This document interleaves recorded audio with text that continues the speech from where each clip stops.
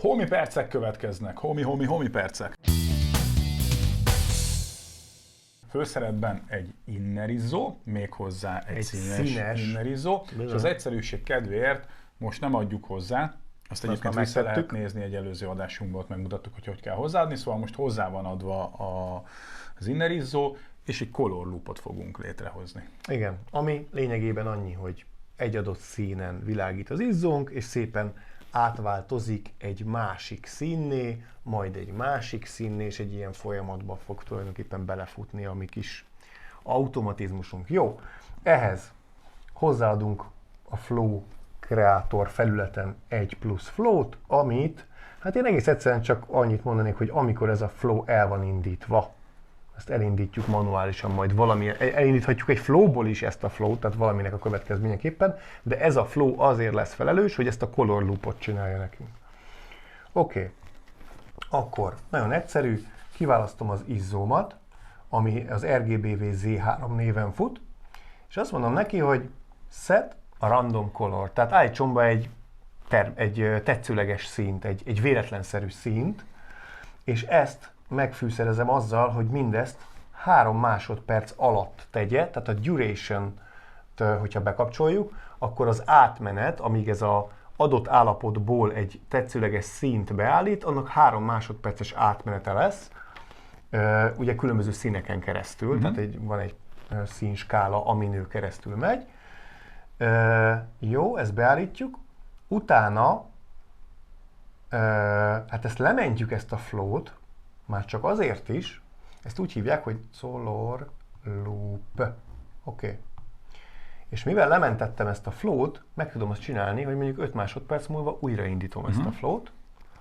Tehát flow, start a flow, select an item, color loop, és adjunk neki egy delay-t, mert ugye 3 másodperc alatt fut át az átváltozás, mondjuk legyen neki 5 másodperc az újraindítási szakasza, és biztos, hogy ennek egyszer vége legyen valahol az univerzumban, állítsuk is le ezt a flow-t, tehát csinálok egy olyat, hogy disable a flow, select an item, és ide berakom a color loopot, és ebbe beleteszek mondjuk egy 25 másodperces delay-t, jelen esetben, tehát ez 5 másodperc, de igazából más flowból is csinálhatjuk, tehát egy darabig, amíg szeretnénk, hogy menni fog, majd utána egy másik flowval pedig kikapcsoljuk, de itt most ezt egy flowban tettük össze. Oké. És kész akkor lementem. Mert ha kész a flow, akkor én alámerülök, hogy a fény visszaverődjön az arcomon. Nem, valamit kell csinálnunk, ugye, mert nem biztos, hogy a kamera jól visszaadja a különböző színeket. Úgyhogy mint a bogár életében. Ne menj a fénybe, ne menj a fénybe. Jó, nyomok egy tesztet, mit szóltok hozzá? Azt a mindegy. Kaptunk egy kéket. De nem számítottam. Hú, ez most már nem is tudom, ilyen azúr. Közelről is jól néz ki. Hoppá, átment zöldbe, sárgába, és szépen lassan váltogatja. Én meg már ugye, alfában. Random színeket állít, tehát lehet, hogy az egyik szín az nagyon messze van a másiktól, ezért több színen keresztül megy át 3 másodperc alatt. Van, amikor berak egy nagyon közelít, és akkor meg sokkal lassabban változik az a szín. Tehát ez egy ilyen érdekes pulzáló dolog, ilyenből lehet csinálni párat, és tulajdonképpen egyből egy érdekes. Ez ilyen klasszikus hangulat, TLM. Igen. Legalábbis ez ilyen hangulat. Ugye most már leállt ez a flow, tehát 25 másodperc alatt leállítottuk a változtatást. Ezt most le is kapcsolom, hogy itt ne világítson nekünk zölden. Kösz. De egész egyszerűen ez a flow bemutatja azt, hogy itt már egy pici bonyodalom azért van benne, nem olyan, mint az előző 2 flow, amik nagyon-nagyon egyszerűek voltak. Itt már azért van benne egy kicsi, mert ugyan a flow-kat mutatjuk be.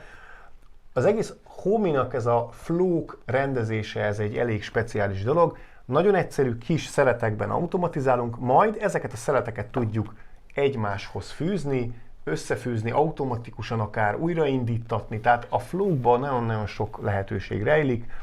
Ha rászánnátok magatokat, akkor merüljetek bele, nagyon-nagyon jó automatizmusokat lehet csinálni. Igen, és hogyha az ember elkezdi használni, akkor szépen tapasztalatot gyűjt, és minél több tapasztalata, annál inkább rááll az agya, legalábbis. Én ezt tapasztalom most így kezdő homisként, hogy egyre inkább megértem, hogy egy ilyen automatizmust azt hogyan is lehet összerakni.